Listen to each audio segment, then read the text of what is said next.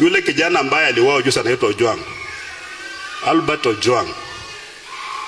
Albert Ojwang amekufa katika mikono ya serikali. Maana walimtoa nyumbani kwa wazazi wake na kwa bibi yake akikuwa mtu mhai. Lakini amefika kule anarudishwa nyumbani akiwa amekufa.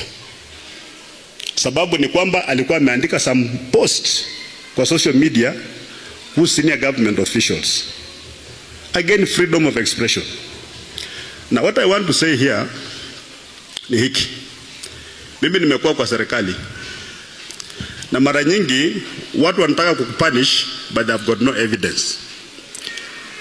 So what they do, watakuwa kule korokoroni alafu wakuitie watu.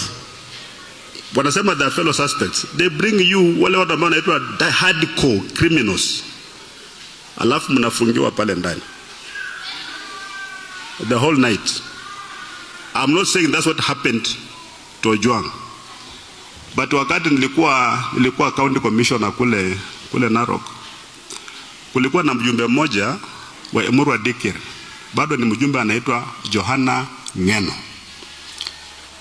Ngeno alikuwa anasumbua sana. Tukitoa watu kwa Mau anakuja analeta fujo.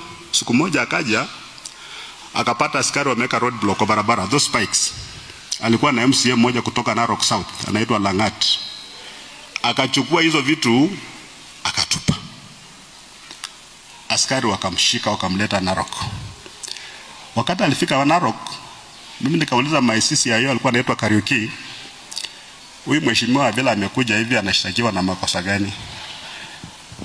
Akasema gavana, huyu jamaa tulikuwa tumemshika tupunguze ile mambo ya incitement kule, but tulikuwa tunataka kumwacha, lakini kuna watu wametoka DCI headquarters wametake over this case, kwa hivyo haiko kwa mikono yetu tena.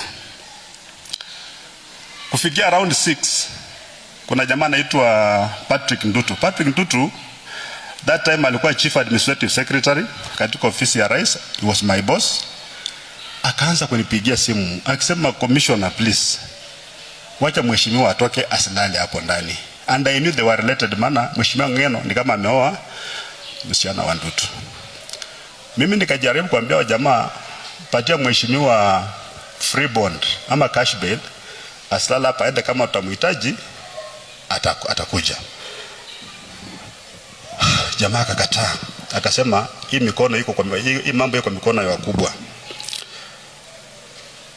So kufikia saa 1 jioni na nusu giza, mimi naambiwa na askari mmoja hapo ati kwamba ati kuna watu wameletwa usiku wanataka kufungwa pamoja na huyu mheshimiwa na wamfanyia mambo mabaya sana. They were going to sodomize him. Wameleta jamaa ati anafika pale anaambia mheshimiwa ati mbona ananuka kama mwanamke usiku. So mimi I called that CCIO nikamwambia CCIO, this is the report I have gotten. We are the people who are in charge here. Kama ni haya maneno mtaka kufanyia mheshimiwa, I'm going to call a press conference hii and I'm going to expose you. So akasema what we do, because in amri imetoka juu, I cannot release this guy. We agreed ya kwamba we create a scenario kwamba huyu mheshimiwa akikaa hapa kuna watu wanajimobilize kuja kuvamia police station, kwa hivyo he cannot sleep here.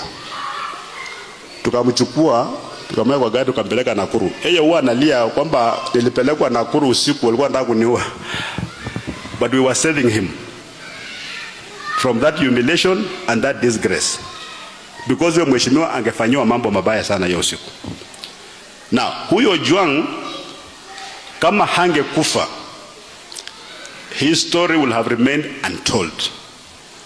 Maana angefanywa mambo mabaya, hiyo vituko yote afanyiwe, ikifika asubuhi anawekwa kwa gari na anaambiwa ukienda kuongea tena muandike tena, we are not going to kill you. Ojwang angeenda nyumbani, hagewahi kuongea tena, angenyamaza.